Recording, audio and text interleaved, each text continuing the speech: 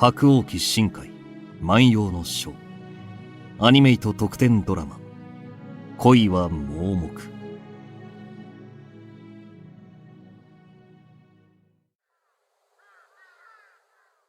くそ、また書き間違えちまった。どうも今日は集中力が続かねえな。副長、少しよろしいですか？斉藤か、どうした？八郎が訪ねてきています。何でも今日副長と約束があったとのことで。ああ、そういや手紙が来てたな。部屋に通してくれ。承知しました。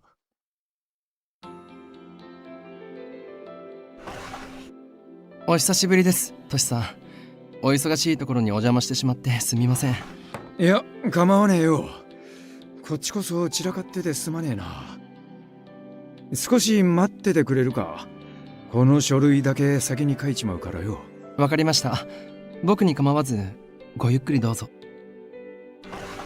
失礼します。茶をお持ちしました。気を使わせちまって悪かったな。ありがとうございます、斉藤君。礼には及ばん。ところで今回は何故京へ？幕府の命令か？それもあるんですけど、もう一つ大切な用事がありまして。よし、書き終わった。あとは墨を乾かすだけだ。あとは明日、字がうまい大使に代筆してもらえばいいか。お疲れ様です、トシさん。いや、待たせちまってすまねえな。近頃特に仕事が立て込んでてよ。皆さん方の名は江戸でも京でも広く知られるようになりましたから、名が通るようになるとそれだけお忙しくもなりますよね。今回の件でもお忙しくさせてしまいそうで少し心苦しいのですが。いや、ああいったことなら感謝してるぜ。斉藤、お前この後何か予定入ってるか？特にありませんが。じゃあこの後少し付き合え。八郎と一緒に今度接待で使う店の下見に行くんだが。俺もご一緒していいのですか？ああ、お前にはいろいろ面倒な用事を頼んでいるから外で息抜きなんかしてる暇もなかったろう。たまにはうまいもんでも食わせてやろうと思ってよ。いいだろう、八郎。ええ、ぜひご一緒に。ありがとうございます。ではお言葉に甘えて支度をしてまいります。おう、先に出て待ってるぜ。承知しました。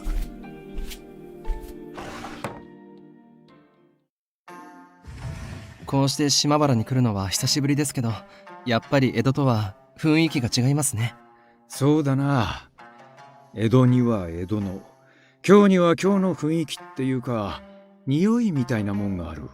ところで八郎、今日ここへ来たのは接待の下見と聞いているが。そういえば斉藤君にはまだ詳しい事情を説明していませんでしたね。実は近藤さんやトシさんにぜひお引き合わせしたい幕臣の方がいまして、その方が今度京に来ることになったので、こうしてご連絡したんです。店の下見やら接待の時に注意することをあらかじめ八郎と相談しておきてえと思ってな。そういう事情だったのですか。堅苦しい席は苦手だが、新選組の今後のためには好き嫌いなんて言ってられねえからな。で、その人は酒を飲むのか？料理の好みは？飲んで騒ぐ方ではありません。料理は確か野菜が好きと伺っています。助かった。もし魚が好物と言われたらどうしようかと思ったぜ。今日じゃ江戸みてえにうまい魚は出せねえからな。皆さん方もいろいろとご苦労されているんですね。江戸で気軽に口にできたものでも京ではなかなか食べられないですからね。まあもう慣れたけどな。他に何か注意することはあるか？あまり口数が多い方ではないので、座敷に呼ぶ女性も若い人よりは年季が長くて話し上手の人がいいかと。なるほど。後で店の人に聞いてみるか。しかしまさかこうして八郎と島原に来ることになるとは思いもしなかったな。僕も仕事でなければこういう場所に来ることはありませんが。そうだな。お前も斉藤もこういう場所よりは刀屋とか茶店の方が好きみてえだしな。そうですね。ですが、仕事で利用する以上は、好き嫌いなんて言っていられません。苦手なことを努力で克服したということか。そういう姿勢はあんたの剣筋にも現れている。本当ですか？あ、そう思う。斉藤君に褒めてもらうととても嬉しいです。俺に？何故だ？だって斉藤君と沖田君の腕前は、新選組でも一二を争うほどでしょ？お二人とも、剣に関することでお世辞は言いませんから。お前らは何でも剣で例えちまうのか。相変わらずの剣術バカだな。その言葉は僕にとって褒め言葉です。剣術に熱心なのはいいが、お前もいい年だろう。そろそろ親父さんかおふくろさんが縁談とか持ってこねえのか。伊庭家の跡取りともなると大変なんだろう。いきなり何を言い出すんですか、トシさん。僕はまだ修行中の身ですから。心に決めた女がいるんじゃ、縁談なんて持ち込まれてもその気にはなれねえか。トシさん、からかうのはやめてください。心に決めた女。八郎が剣術に本気で取り組むようになったきっかけは、惚れた女を守ってやりてえからなんだとよ。それは本当か、八郎？まあ、そろそろこの話はやめませんか？昔の話ですし。そういえば確か、八郎は雪村と幼なじみだったな。ああ、いえ。確かに子供の頃、よく彼女の家に遊びに行って、蘭学の本を読ませてもらっていましたが、あくまでも、今のところはただの幼なじみで。なるほど。そうだったか。今、ほっとしたように見えましたが、まさか斉藤くんも彼女のことを？斉藤くんも？いえ、ですから僕のことはいいんです。それより肝心なのは斉藤くんの気持ちです。彼女のことはどう思っているんですか？雪村については？彼女については？副長の小姓として接しているだけだ。本当ですか？特別な思いは一切ないんですね。無論だ。かの者は新選組大使も同然。同じ大使でそのようなことを考えるはずがなかろう。彼女を見ていて、綺麗だなとか、可愛いなとか、守ってあげたいとか、そういうふうに考えることは、ただの一瞬もないんですね。何故そこまで念を押すのだ？いえ、もし斉藤くんが恋敵になってしまったらどうしようと思って。恋敵？こっちの話です。気にしないでください。そろそろ飯が来る頃か。八郎は接待の時のことを想定して、何か意見があれば言ってくれ。はい、わかりました。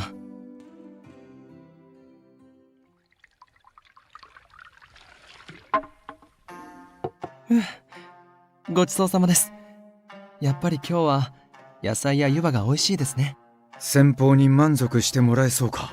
ええ、大丈夫だと思います。この味ならきっと喜んでもらえるでしょう。そいつはよかった。そんじゃ当日は芸妓の姉さんたちがうまく場を盛り上げてくれれば心配はいらねえな。そうですね。芸妓の方々も接待の席はお得意でしょうし、心配はいらないと思います。芸妓か。芸妓の着物を着たかの者も美しかったな。斉藤くん、今のはどういうことですか？いや、俺はあくまでも一般論を口にしただけで、かの者に特別な感情を抱いたことは。そういうことを聞いているのではありません。芸妓の着物を着たというのはどういうことです？いや、それは。彼女は表向きは男性として屯所にいるのですよね。なぜそんな格好をする必要があったんですか？落ち着け、八郎。これが落ち着いていられますか？どういうことなんです、トシさん。トシさんがついていながらそんなことになるなんて。お酒の席で芸妓に無体なことをしようとする酔っ払いはたくさんいるというのに。待て、八郎。副長を責めるのは筋違いだ。何が筋違いなんですか？きちんと説明してください。トシさんは何の理由もなくそんなことをする人ではないと信じていますが、それでもやっぱり納得できません。申し訳ありません、副長。俺が口を滑らせてしまったせいで。いや、いい。いつかは誰かの口から耳に入ってたことだ。どこから説明すりゃいいかな。前に不定老師の動きを探るためにあいつに島原での内定を頼んだことがあってな。そん時に芸妓の姿で座敷に上がってもらったんだよ。おい八郎、どこ行くんだ？少し酔いが回ってしまったので、外の風に当たってきます。すぐ戻りますから。いや、酔いが回ったも何もお前、酒なんて一滴も飲んでねえじゃねえか。八郎は大丈夫でしょうか。尋常ではない様子でしたが。あいつは雪村のことになると目の色が変わっちまうからな。これ以上誤解されぬよう、もう少し詳しく説明した方が良いかと。そうだな。お、戻ってきたか。八郎、先ほどの件について付け加えるが、当日は俺や山崎も店の中に控えていて、万が一のことがあればすぐ助けに入る算段だった。本当ですか？ああ、斎藤の言う通りだ。あいつに危険は一切なかったから安心してくれ。そうだったんですね。トシさんや新選組の皆さん方のことですから、決して彼女を危険な目に遭わせたりはしないと信じていましたが。分かってくれたか、八郎。ええ、理解できるよう努力します。努力が必要な時点で理解してねえ気はするが、分かってくれたならいいんだ。ですが、斎藤君は芸妓の着物を着たあの子の姿を見たんですよね。ああ、見たが。その姿を見て綺麗だと思ったんですよね。そうだが。失礼、ちょっと外で顔を洗ってきます。おい、顔を洗うってどうしたんだ？それにここは店だぞ。勝手場で借りて熱を冷ましてきます。相当思い詰めている様子でしたね。参ったぜ。あいつがあそこまで熱くなるなんてな。雪村のことにはもう触れない方が良さそうだ。八郎が戻ってきたら詫びておきます。悪いな、余計な気を使わせちまって。失礼、ただいま戻りました。おう。すまなかった。あんたの気持ちを考えず不用意な発言をしてしまった。いえ、いいんです。斎藤君が悪いわけではありませんから。そうか。そう言ってもらえると心の使えが取れる。ですが、もしかしたらいつか斎藤君と敵対することになるかもしれないんですよね。そうならないよう願うばかりです。敵対するって大げさだな。物騒なことを言うんじゃねえよ。僕もこんなことを想像したくはありません。ですがたとえ斎藤君が相手でも彼女のことは。だから落ち着けって。斎藤は別にあいつと特別な関係じゃねえって言ってるだろうがなあ、斎藤。その通りです。ですが、彼女の手料理を食べたり、豚舎の中で見かけた時に手を貸したり、巡察に同行してもらったりはしてるんですよね。おはようやお休みの挨拶を交わしたり、時には町の無頼者や浪人と戦ってかばったり、視線が絡まったりしてるんですよね。同じ豚舎で暮らしてりゃそれぐらいはあるだろうが。だからって特別な感情を持ってるわけじゃねえ。斎藤は口下手で器用なセリフ一つ言えねえし、暇がありゃ剣術と刀のことばかりだし、雪村と関わるところがねえだろうが。言われてみれば確かに。すみません、斎藤君。僕が誤解していました。いや、気にしなくていい。斎藤、どうしたんだ？落ち込んでるみたいだが。いえ、お気になさらず。俺は所詮気の利いた言葉一つ言えぬ剣術しか取り柄のない男ですから。おい、そこで拗ねるんじゃねえって。今のはあくまでも八郎を落ち着かせるために言ったことじゃねえか。どういうことですか、トシさん。だからお前も食いついてくるんじゃねえ。たく、これだからクソ真面目な奴らは。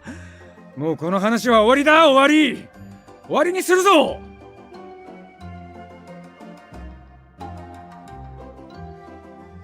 土方歳三、三木真一郎。斎藤はじめ、鳥海浩介。伊庭八郎、宮野真守。